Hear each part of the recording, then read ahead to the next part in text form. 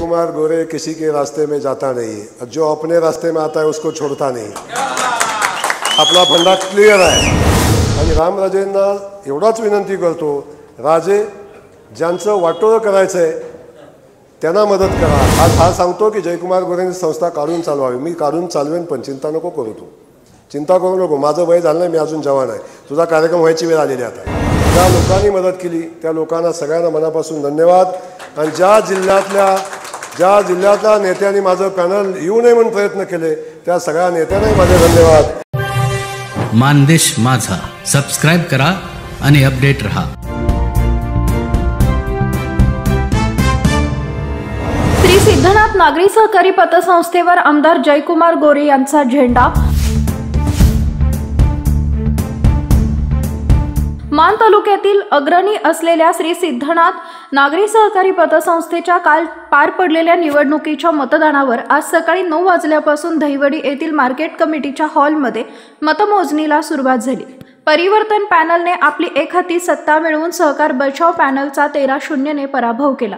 सिद्धनाथ नागरी सहकारी पतसंस्थेच्या आजपर्यंतच्या एकहाती वर्चस्वाला मोठा धक्का बसलाय। सुनील पौळ यांच्या सहकार बचाव पॅनलचा पराभव करण्यात परिवर्तन पॅनलला यश आल्याने कार्यकर्त्यांनी विजयाचा जल्लोष केला। परिवर्तन पॅनलच्या विजयाचे श्रेय आमदार जयकुमार गोरे यांना देत कार्यकर्त्यांनी सोशल मीडियावर आमदार जयकुमार गोरे यांचे फोटो, रील्स आणि व्हिडिओ व्हायरल होत आहेत। सिद्धनाथ नागरी सहकारी पतसंस्थेच्या निवडणुकीत परिवर्तन पॅनल नेत्रदीपकने यश मिळवले। निवडणुकीचा निकाल जाहीर झाल्यानंतर कार्यकर्त्यांनी उत्स्फूर्तपणे दहिवडी शहरातून विजयी उमेदवाराची मिरवणूक काढली। या मिरवणुकीचे रूपांतर सिद्धनाथ मंदिर येथे विजयी सभेत झाले। यावेळी मानखटावचे आमदार जयकुमार गोरे म्हणाले की गेल्या काही दिवसापासून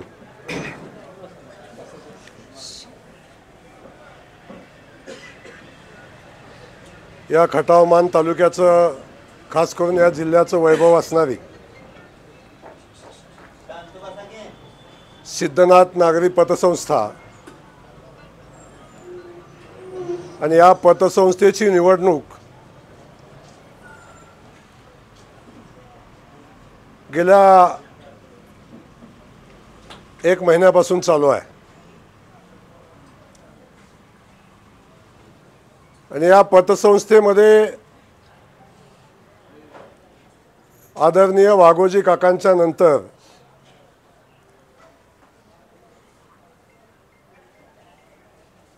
पतसंस्थेमध्ये जो बेदिली माजली होती, जो मनमानी कारभार चालू होता, प्रचंड मोठ्या प्रमाणावर भ्रष्टाचार चालू होता, प्रचंड भ्रष्टाचार चालू असताना प्रचंड ॲरोगन्सी, त्याला मराठीत मस्ती म्हणतात, ही पण चालू होती। आमचे कर्मचारी बांधव असतील, अनेक संचालक असतील, आणि आज सगळ्याच परिस्थितीमध्ये जी संस्था सभासदांनी उभी केलेली होती, ज्या संस्थेचे संस्थापक आदरणीय नाळे आबा आपल्या समोर बसलेले आहेत, त्यांच्यासोबत जगदाळेंचं नाव काय, गणपतरावजी जगदाळे असतील, नंदू खोत असतील, भाटे साहेब असतील, त्यांच्यासोबत आदरणीय वाघोजी काका असतील, या सगळ्यांनी या संस्थेची मुहूर्तमेढ रोवली आणि प्रचंड मेहनत घेऊन ताकदीनं ही संस्था नावारूपाला आणली। आदरणीय वाघोजी काकांच्या काळामध्ये त्याला शिस्त पण होती, ठेवीदारांचे पैसे सुरक्षित होते, कर्मचारी बांधवांचा सन्मान होता, संस्थेमध्ये असणाऱ्या संचालकांचा सन्मान होता, सभासदांचा सन्मान होता। कधीमध्ये वाघोजी काका कधी कुणाला रागानं वैतागानं बोलले, 2 शिव्या दिल्या, तरी सुद्धा त्या बोलण्यामध्ये त्या शिव्यामध्ये प्रेम होतं, संस्थेबद्दलची आस्था होती। या संस्थावाढीमध्ये जसा संचालक आणि संस्थापकांचा वाटा होता, किंबहुना तेवढाच किंबहुना त्याच्यापेक्षाही जास्तीचा वाटा या संस्थेच्या कर्मचारी बांधवांचा आहे। आदरणीय धडस मॅनेजर असतील, त्यांनी पहिल्या दिवसापासून या संस्थेमध्ये काम करत असताना, संघातनं डायरेक्ट संस्थेमध्ये काम करत असताना या संस्थेला प्रचंड आर्थिक शिस्त लावली आणि या भागातल्या तालुक्यातल्या सभासदांना आपले पैसे सुरक्षित आहेत अशा पद्धतीची भावना निर्माण करण्याचं काम आदरणीय चंद्रकांत धडस असतील, कर्मचारी बांधव असतील, या सगळ्यांनी मिळून या संस्थेमध्ये शिस्त, सामर्थ्य, ताकद हे सगळंच या संस्थेमध्ये आणण्याचं काम या सगळ्या मंडळींनी केलेलं होतं। वाघोजी काकांच्या निधनाच्या अगोदर या संस्थेमध्ये काही प्रवृत्ती आल्या। कोणतं म्हणतं वारस होता। पतसंस्था आणि सहकारामध्ये वारस लागायला काही सातबाराचा उतारा नसतो। पहिला विषय सांगतो, वारस लागतो सातबाराच्या उतार्याला, वारस पतसंस्थेला लागत नाही। ही संस्था ही सभासदांची संस्था आहे। हे सगळं विसरून ही संस्था माझ्या बापाची आहे आणि मी म्हणेल तसंच होईल, मी करेल तसंच होईल, अशा पद्धतीची मस्ती काही लोकांना आली। आणि आजची लढाई, आजची निवडणूक, कर्मचारी बांधव असतील, सभासद असतील, माझे सगळे सहकारी मामुशेट कुठे गेले आहेत ना, हे सगळे सहकारी असतील तसं किंबहुना ही निवडणूक सिद्धनाथ पतसंस्थेची नव्हतीच। ही निवडणूक मस्ती विरुद्ध सभासद आणि मस्ती विरुद्ध सेवक, मस्ती विरुद्ध सभासद आणि मस्ती विरुद्ध सेवक ही निवडणूक होती। त्यामुळं आपण गेल्या काही दिवसापासून बघतोय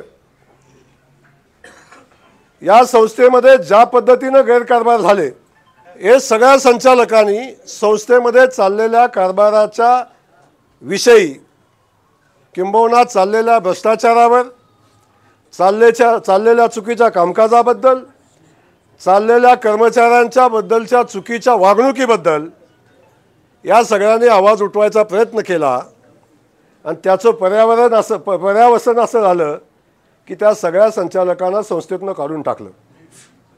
त्यासोबत ज्या ज्या कर्मचाऱ्यांनी यांच्या भ्रष्टाचाराला विरोध केला, ज्या ज्या कर्मचाऱ्यांनी संस्थेच्या हिताच्या विरोधात निर्णय घेण्याला विरोध केला, त्या कर्मचाऱ्यांना संस्थेतनं काढून टाकण्याचं पाप या सगळ्या मंडळीने केलं। जवळजवळ 16 कर्मचारी 17 कर्मचारी या संस्थेतनं काढून टाकले।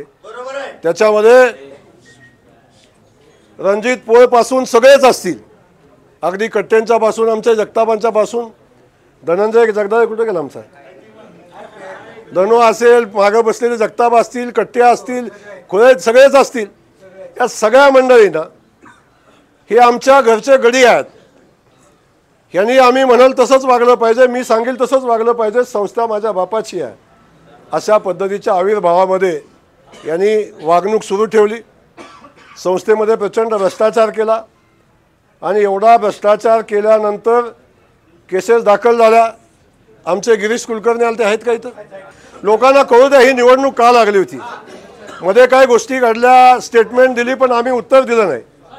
उत्तर सांगितलं होतं देणार आहे, 1 तारखेला दुपारी उत्तर देणार आहे, मी आज द्यायला उभा राहिलोय।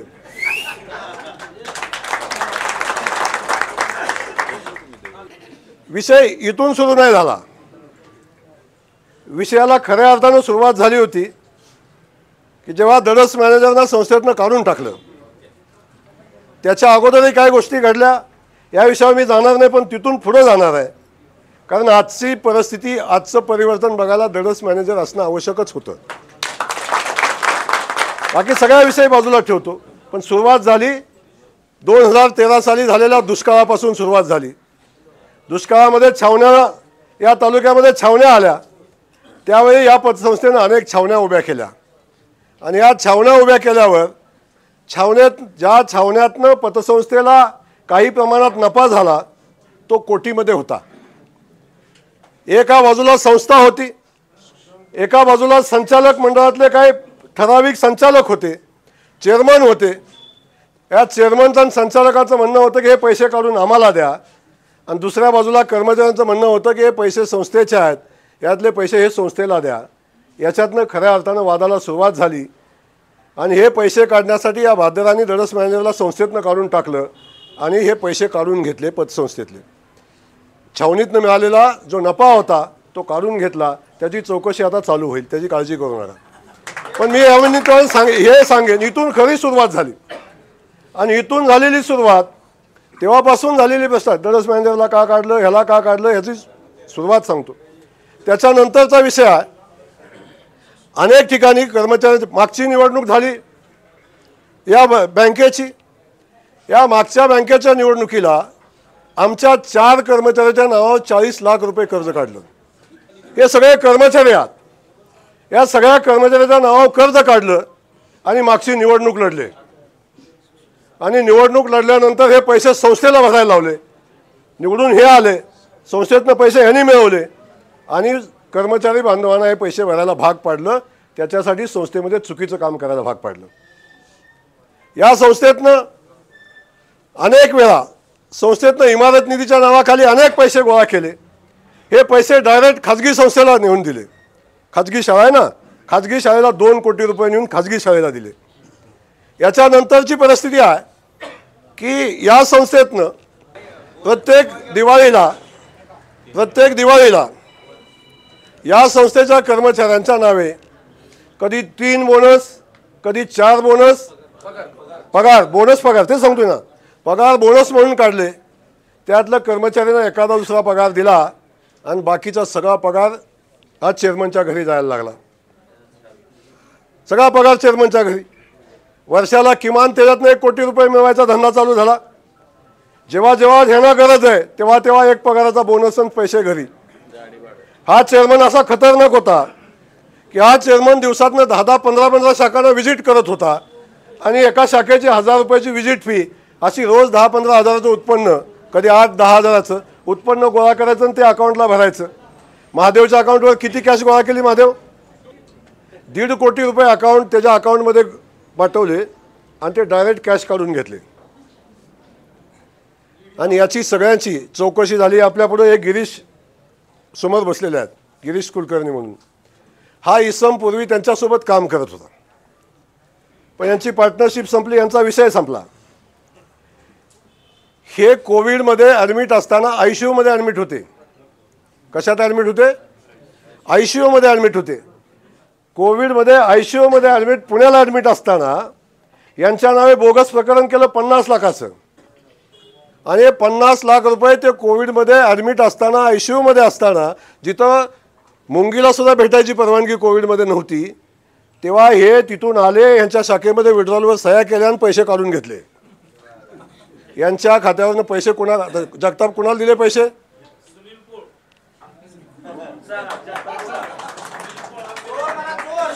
असं काय म्हणू नका. त्याला एवढं महत्त्व देण्याच्या लायकीचा तो नाही, सोडून द्या, विषय तो नाही आहे. फक्त मला दहिवडीकरांना हे सांगायचं होतं की ही निवडणूक का लागली. व्यक्तिगत जयकुमार गोरेचा या निवडणुकीशी दूरपर्यंत कधी संबंध नाही. 10 वर्ष ज्या दिवशी वाघोजी काकांचं आमचं राजकारणामध्ये आम्ही दोघं बाजूला झालो एकमेकापासून, त्या दिवसापासून आज अखेर जयकुमार गोरेनं सिद्धनाथ पतसंस्थेमध्ये कधी पाऊल ठेवला नाही. ना की जयकुमार गोरेनं आज अखेर कधी सिद्धनाथ पतसंस्थेमध्ये कधी एक फोन केला आहे, ना कधी कुणाला फोन पैशासाठी, कर्जासाठी शिफारस केली, ना कधी कुणाचं वसूल करू नका म्हणून सांगितलं. पण काका जेव्हा संस्थेला गरज लागली तेव्हा जयकुमार गोरे संस्थेच्या पाठीशी उभा राहिला. कुठलीही संस्था असू दे, अगदी चैतन्य पतसंस्था असेल त्या पतसंस्थेत कधी आम्ही फोन केला नाही. किंबहुना या तालुक्यातल्या पतसंस्थेमध्ये जयकुमार गोरेनं आज अखेर एकही फोन कधी केला नाही. ना कधी मी आमदार आहे, 15 वर्षापासून आमदार आहे, ना कधी एखादं फ्लेक्स लावा म्हणून सांगितलं, ना कधी एखादी पावती फरा म्हणून सांगितलं, ना कधी माझं कुठलं काम करा म्हणून सांगितलं. एकदाही कुठल्या संस्थेला जयकुमार गोरेनं सिंगल फोन कधी केला नाही. मी कुणाच्या संस्थात्मक राजकारणात कधी हस्तक्षेप केला नाही. असं असताना या गिरीश कुलकर्णीच्या नावावर पैसे काढले, त्या बिचारावर 101 केलं, त्याला आत्महत्या करायची वेळ त्यांच्यावर आणली. 101चं नोटीस काढून पाक त्याच्यावर घरावर जप्ती नेण्यापर्यंतचं काम केलं. तुम्हाला दुसरं काम असे अनेक प्रकार आहेत. मी आता सगळं सांगायला मला वेळ नाही आणि ती एवढं मोठं पण नाही की त्यासाठी. आता त्याचा हिशोब करू आपण. 1 लाखाची ठेव, काका त्याला किती कर्ज मिळतो? या बाजाराने 1 लाखाच्या ठेवी 20 लाख कर्ज द्यायला लावलं आणि दिलं. 20 लाखाचं कर्ज दिलं. अशा अनेक गोष्टी आहेत. कर्मचारी कुठं काम करतात ह्या विषयावर मी जाणार नाही. दुकानात कोण काम करतं ह्या विषयावर जाणार नाही. बाकी घरी काय चालू लागतं ह्याच्यावर मी जाणार नाही. अशा पद्धतीचा भ्रष्टाचार, असे अनेक विषय आहेत. मी आता यादी काढली तर खूप मोठी आहे, पण संस्थेला नुकसान होईल म्हणून जयकुमार गोरेला जर संस्थेची वाट लावायची असती ना, ज्या दिवशी गुन्हा दाखल झाला त्या दिवशी फ्रंट पेजला बातमी आणली असती आणि त्याच दिवशी टी व्हीला बातमी आली असती आणि 2 दिवसात संस्था संपली असती. ही परिस्थिती होती. पण अगदी गुन्हे दाखल झाले तरीसुद्धा मीडियावाल्यांशी बोलून सगळ्यांशी बोलून ही संस्था चांगली आहे, संस्था सभासदांची आहे, संस्थेला डाग लागला नाही पाहिजे, संस्था चालली पाहिजे, माझे कर्मचारी बंधू जगली पाहिजेत, सभासदांच्या पैशाला धक्का लागला नाही पाहिजे, ही भूमिका जयकुमार गोरेची होती. हो, माझा संस्थेशी काय संबंध नव्हता, पण माझा सभासदांशी संबंध आहे. सभासदांच्या पैशाशी माझा संबंध आहे, कारण मी त्यांचा लोकप्रतिनिधी आहे.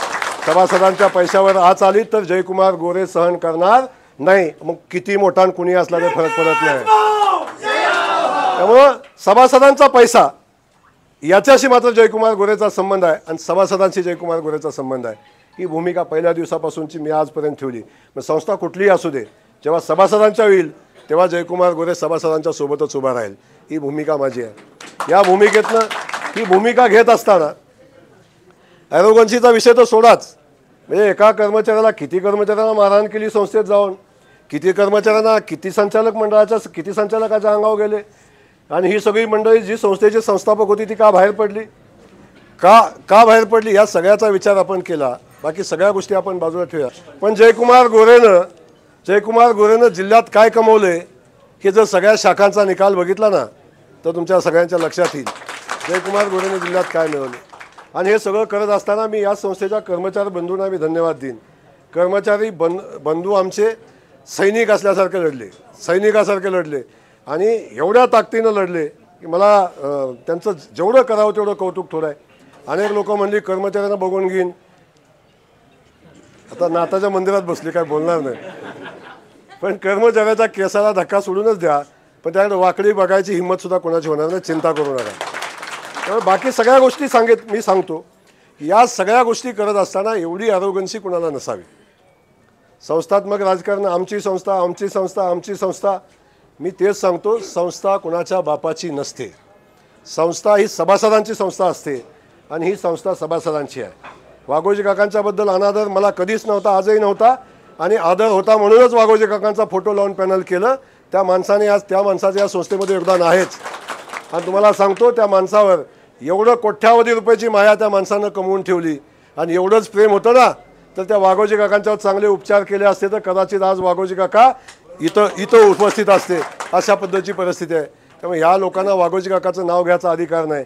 ज्यांनी वाघोजी काकाची शिस्त बिघडवली, ज्यांनी वाघोजी काकांची संस्था अडचणीत आणण्याचा प्रयत्न केला, त्या माणसानं वाघोजी काकांचं नाव घ्यायचा अधिकार नाही. हे या निमित्ताने मी आपल्या सगळ्यांना सांगेन. एवढ्या भानगडी आहेत, तुम्हाला सांगतो एवढ्या भानगडी आहेत, जर ठरवलं तर रोज एक केस होईल, जर ठरवलं तर रोज एक गुन्हा दाखल होईल. कुठलं तरी लोधावड्याचं आलन बोंबलत फिरत होतं मध्ये. तुम्हाला सांगतो थोडीशी सहानुभूती होती त्या पॅनलबद्दल, थोडीशी होती. जसं लोधावड्याचं फिरायला लागलं तसं ती पण निघून गेली. आणि त्याच्यानंतर ते फलटणचं, ते तर जिथं जातं तिथं तोंडावर आपटतं, पण साल्याची सवय काय जात नाही. म्हणजे जिथं आजपर्यंतचा इतिहास असा आहे त्या रामराजेचा, ज्या वेळी जयकुमार गोरेच्या विरोधात तो लढलाय ना, त्यावेळी थोबाड फोडून घेतले, पण साल्याला शरमच नाही. बाकीचं सोडा हो. मान तालुक्यामध्ये सांगत होता इकडं काय झालं तिकडं काय झालं. तुम्हाला फलटणचा निकाल सांगतो. ह्यो चालला होता इकडं मान तालुक्यातून सातारा जिल्ह्यातल्या नेत्यांना कामाला लावलं त्या भादरानं. फलटणमध्ये उघडा केला, ह्याला 142 मताचं लीड घेतलंय फलटणमध्ये. फलटणमध्ये लीड घेतलं 142 मताचं. आणि तुला मी सांगितलं होतं तिथे मगाचपासून जो डायलॉग आहे ना, तो या दहिवडीतल्या कोणासाठी नाही, तो वाचतोय. तो फलटण तो फलटणच्या सभेतला आहे.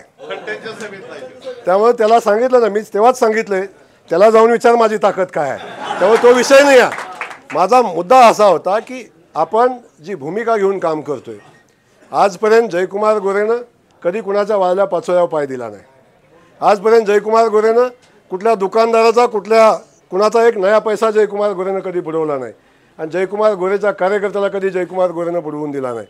त्यामुळं आजपर्यंत या तालुक्यातला एक दुकानदार, एक माणूस, एक विषय, एक मुद्दा आणून दाखवावा की या माणसाला जयकुमार गोरेंनी लुटलं, या माणसाला जयकुमार गोरेंनी या माणसाचं नुकसान केलं आहे किंवा त्याचं घेतलं आहे काय आणि दिलं नाही, असा एक माणूस असला तर माझ्यासमोर आणून उभा करा की जयकुमार गोरेने हे केलं आहे.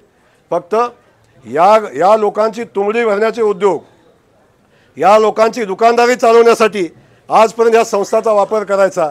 आणि आपल्या साम्राज्याला कोण विरोध करायला लागला, आपल्या बेबनशाहीला कोण विरोध करायला लागला, आपल्या मनमानीला कोण विरोध करायला लागला, तर त्याच्यावर चारी बाजूला तुटून पडायचं, त्याला बदनाम करायचं, त्याला कसं अडचणीत आणायचं, अशा पद्धतीचे धंदे करतात.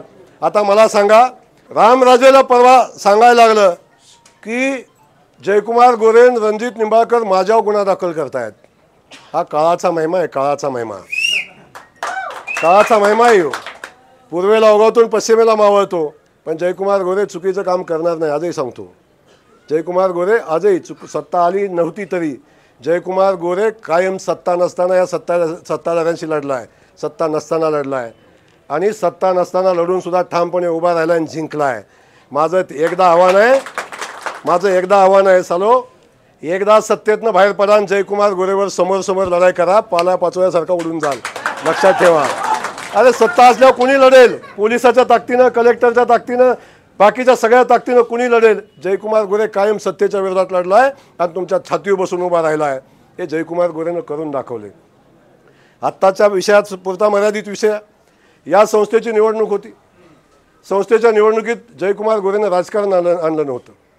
सभासदांनी, एक कर्मचारी बांधव माझ्याकडे आले, त्यांनी मला विनंती केली, भाऊ काही करा, संस्था वाचवा. गोंदवल्यात आमची बैठक झाली होती, या केसेस झाल्या त्यावेळी, तेव्हाही त्यांचं तीच भूमिका होती की भाऊ काही करून संस्था वाचवा. जर संस्था वाचली नाही तर सभासद अडचणीत येतील, कर्मचारी अडचणीत येतील, देशोधडीला लागतील. तेव्हासुद्धा आम्ही भूमिका घेतली. अधिकाऱ्यांशी बैठक करून पुन्हा कर्जाचं वाटप चालू केलं. गेलेल्या ठेवी परत आल्या. कर्मचाऱ्यांनी पुन्हा मेहनत घेतली, पुन्हा संस्थेला ताकदीनं उभं केलं. संस्थेच्या मूळ संस्थेला काही धोका नाही, पण हे ज्या दिशेनं चालले होते ते मूळ संस्थेकडेच चालले होते. जर तेव्हाच अडवलं नाही ना, कुंपणापर्यंत आलते, घरापर्यंत पोचले नव्हते अजून. कुंपण कुरतडल्या लक्षात आलं आणि तिथंच त्यांचा कार्यक्रम करायचा आपण निर्णय घेतला. पण मी कधीही संस्थेची निवडणूक लढवायची माझी भूमिका नव्हती. मागचे सगळे कर्मचारी बंधू आले, निवडणूक लागल्यावर पण आले. त्यांनी सगळ्यांनी सांगितलं भाऊ निवडणूक लढली पाहिजे, नाहीतर पुन्हा ह्या माणसाच्या ताब्यात जर संस्था गेली तर या संस्थेचं वाटोळं होईल. अशा पद्धतीची भूमिका या सगळ्याच कर्मचारी बांधवांनी घेतली. सभासदमधले मामूशेटची लढाई तर खूप दिवसापासूनची होती. आमचे कदम मागच्या वेळची उमेदवार होते. बाकी सगळीच टीम होती की ज्यांनी खूप दिवसापासून ही लढाई लढलेली होती. या सगळ्यांनी हे पॅनल उभं करण्याचा निर्णय घेतला. पॅनल उभं करत असताना मला सांगा, सगळी 100% यंत्रणा जयकुमार गोरेची आहे. मला माझा फोटो लावता आला नसता मला माझा फोटो. अनेक लोकांनी म्हणले, मला बाकी बाहेरचे लोक म्हणत होते फोटो भाऊ पाहिजे होता, तुमचं पॅनल आहे, लोकांना समजायला पाहिजे होतं, एवढी भूमिका होती. पण जयकुमार गोरेनं सांगितलं की माझा फोटो लावायचा नाही, संस्थेत राजकारण आणायचं नाही. ही संस्था आहे आणि ती संस्था संस्थेच्या पद्धतीनं चालली पाहिजे अशा पद्धतीची भूमिका घेतली. आणि त्या सभासदांच्या कर्मचाऱ्यांच्या पॅनलला, सभासदांच्या पॅनलला पाठिंबा देण्याचा मी निर्णय घेतला. आपण पाठिंबा द्यायचा जेव्हा निर्णय घेतला आणि जेव्हा निर्णय घेतला तेव्हा हा गडी ह्याला तर पॅनलच उभं राहत नव्हतं. खरी कळ पॅनल उभं करायची होती ती फलटण करायलाच होती. आजपर्यंत आयुष्यात एकदाही त्या माणसानं कधी चांगला विचार केला नाही.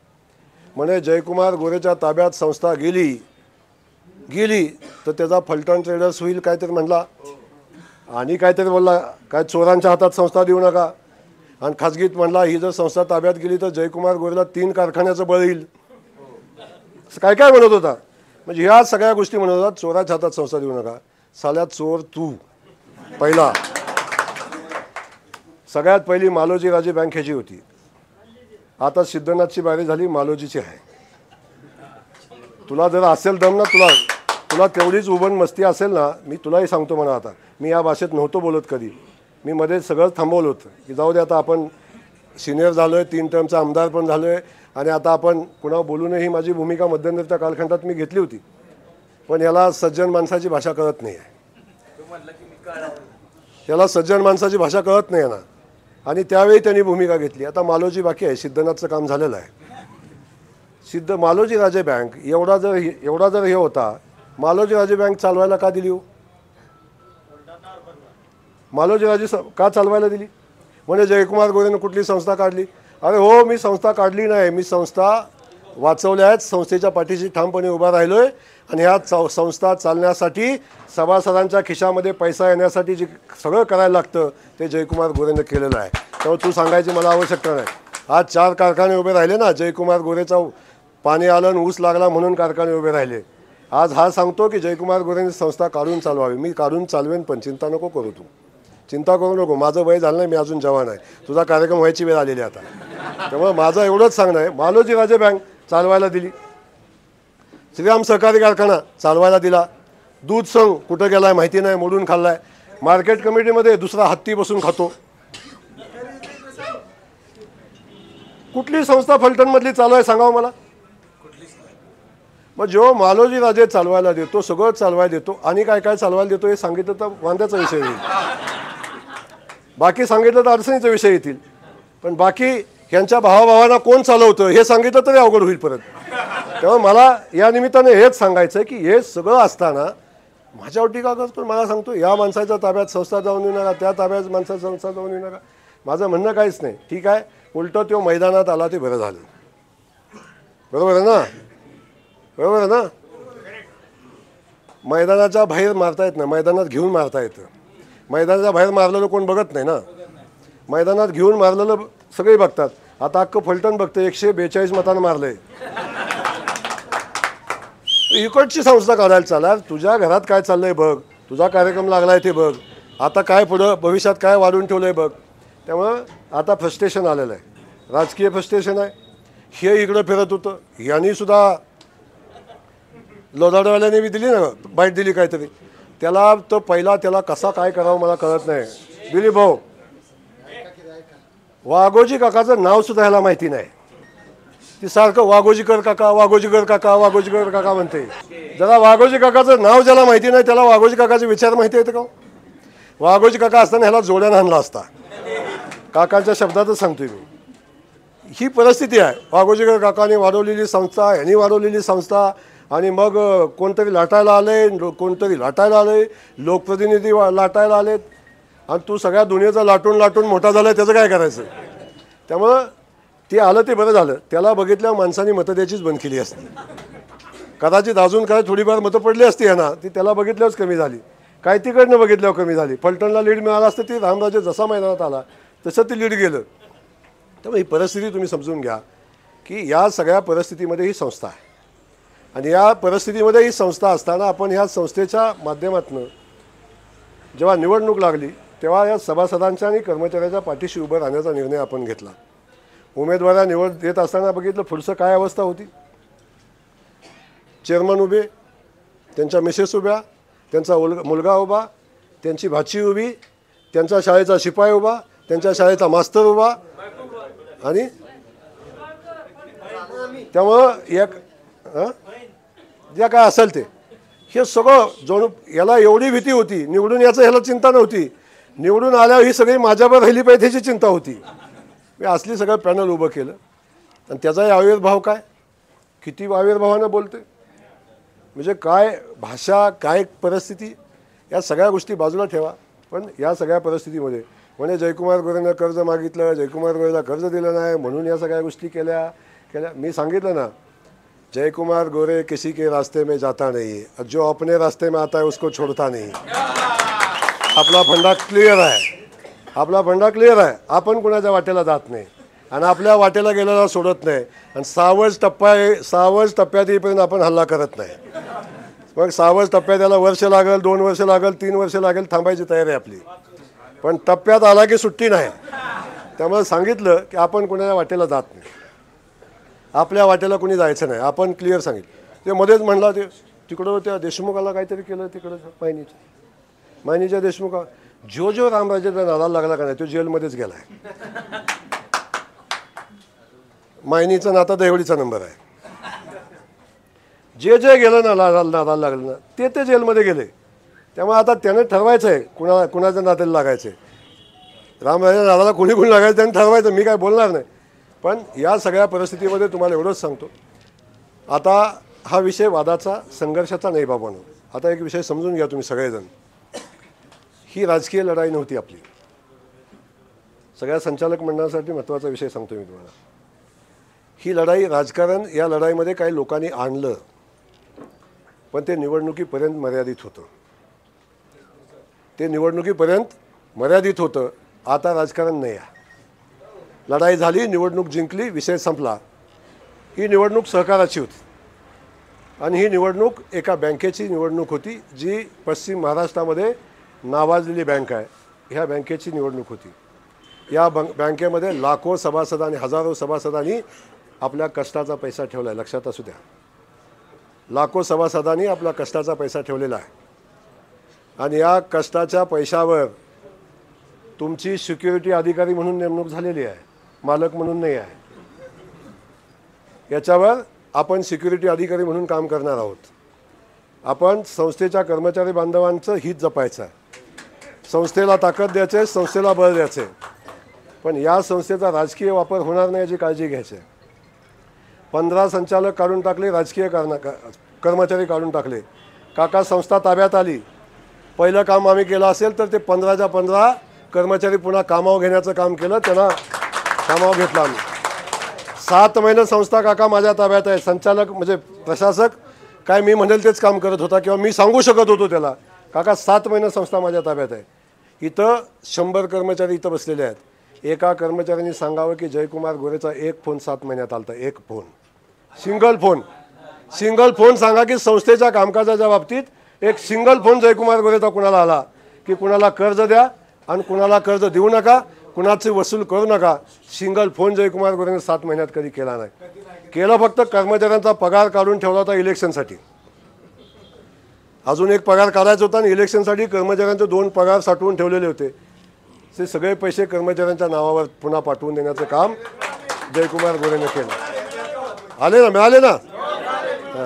सगळ्या कर्मचाऱ्यांच्या नावावर पुन्हा पैसे पाठवण्याचं पगार इलेक्शनसाठी ठेवलं होतं काका.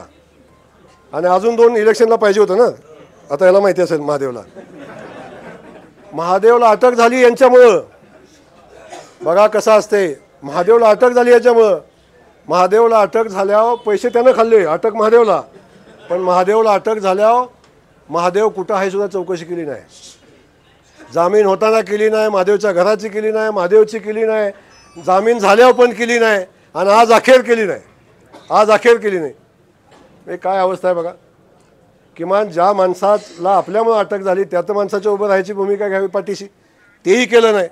पण या सगळ्या गोष्टी तुम्हाला एवढ्यासाठी सांगितल्या, दहिवडीकर मंडळींना अनेक लोकांना वाटत होतं. अनेकांनी त्या भीतीपोटी मतंही आज दिलेली आहेत, त्यांना दिलेले आहेत. आपली संस्था दहिवडीची संस्था, अरे ही दहिवडीची संस्था आहे, दहिवडीचीच राहील, चिंता करू नका. दहिवडीचीच संस्था आहे, पैसे दहिवडीच्या सभासदांचे आहे. आता ह्याचं कार्यक्षेत्र खूप राज्याचं कार्यक्षेत्र आहे, खूप मोठी संस्था आहे. त्यामुळं आता दहिवडीच्या पलीकडे ही मोठी संस्था आहे हे लक्षात असू द्या.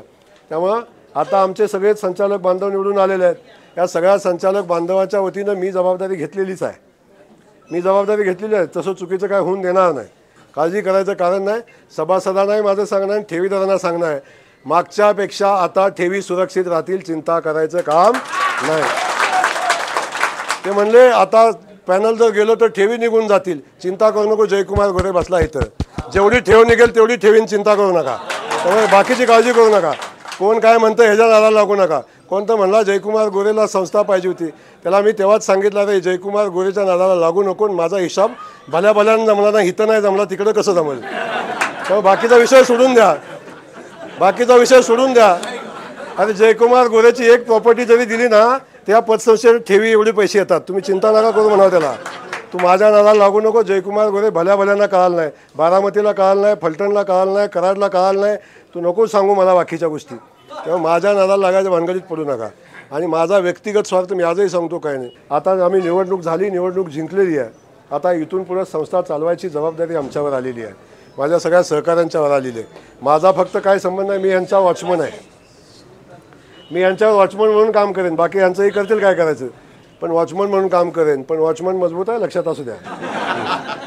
त्यामुळं मी एवढंच सांगेन की या संस्थेचा कारभार चांगला चालला पाहिजे, या संस्थेला डाग लागला नाही पाहिजे, या संस्थेमध्ये कुठली अडचण आली नाही पाहिजे, या संस्थेतला कर्मचारी कधी नाराज असता कामा नये, अशा पद्धतीची भूमिका घेऊन आपल्याला काम करायचं आहे. आणि कर्मचाऱ्यांनाही सांगतो की संस्था वाढवण्यामध्ये कधी कठोर निर्णय घेत असताना तुम्हालाही चांगलं ताकदीनं काम करायला लागेल. या सगळ्या गोष्टी आपण सगळेजण मिळून एकत्र मिळून सभासदांना, सगळ्या ठेवीदारांना आश्वस्त करतो की या संस्थेमध्ये तुमची ठेव कायम सुरक्षित राहील, या संस्थेची उत्तरोत्तर प्रगतीच होईल आणि सगळेजण मिळून या संस्थेच्या हिताचं काम करू. राजकारण, संस्था हा राजकारणाचा अड्डा नाही, तो राजकारणाचा अड्डा होऊ देणार नाही. पुन्हा एकदा आपल्या सगळ्यांना मनापासून धन्यवाद देतो. ज्या लोकांनी मदत केली त्या लोकांना सगळ्यांना मनापासून धन्यवाद. आणि ज्या जिल्ह्यातल्या नेत्यांनी माझं पॅनल येऊ नये म्हणून प्रयत्न केले त्या सगळ्या नेत्यांनाही माझे धन्यवाद. आणि ज्या नेत्यांनी मला मदत केली त्या नेत्यांनाही मनापासून धन्यवाद. पुन्हा एकदा आपल्या सगळ्यांचं धन्यवाद. पत्रकार बांधवांना मनापासून धन्यवाद देतो. पण पत्रकार बांधवांना विनंती करतो, जेव्हा एक बाजू नाण्याच्या दोन बाजू असतात, एक बाजू ऐकून घेतल्यावर दुसरी बाजूने ऐकून घेतल्याशिवाय बातम्या लावत जाऊ नका बाबांनो. लोकशाहीवरच्या चौथ्या स्तंभावरचा विश्वास कमी व्हायला लागला आहे, तो विश्वास कमी होऊ देऊ नका. एक बाजू होती की जयकुमार गोरे कुणीतरी स्टेटमेंट दिलं, पण जयकुमार गोरेनं कायम तोंड बंद ठेवलं होतं. कारण फक्त संस्थेचं, सिद्धनाथ पतसंस्थेचं, माझ्या कर्मचारी बांधवांचं आणि ठेवीदाराचं नुकसान होऊ नये म्हणूनच जयकुमार गोरे गप्प होता. नाही तर तुम्हाला माहिती आहे जयकुमार गोरे गप्प बसणारातला नाही. पण संस्थेच्या बाबतीत मी सहन करायची भूमिका एवढ्यासाठीच घेतली होती की आपण चुकीचं बोलायचं, संस्था बदनाम व्हायची. उत्तरानं उत्तर वाढत जाईल, आपण उत्तर दिलं तिकडून उत्तर येईल, पुन्हा आपण उत्तर देऊ आणि त्यात संस्था बदनाम होईल. म्हणून मी अगदी माझे सहकारी म्हणले भाऊ उत्तर द्या, तरीसुद्धा मी उत्तर दिलं नाही, कारण मला संस्था बदनाम करायची नव्हती. म्हणून याचा अर्थ चुकीचा कुणी काढायचं कारण नाही, एवढंच या ठिकाणी सांगतो. पुन्हा एकदा मनापासून धन्यवाद देतो. आणि रामराजेंना एवढाच विनंती करतो, राजे ज्यांचं वाटोळं करायचं आहे त्यांना मदत करा.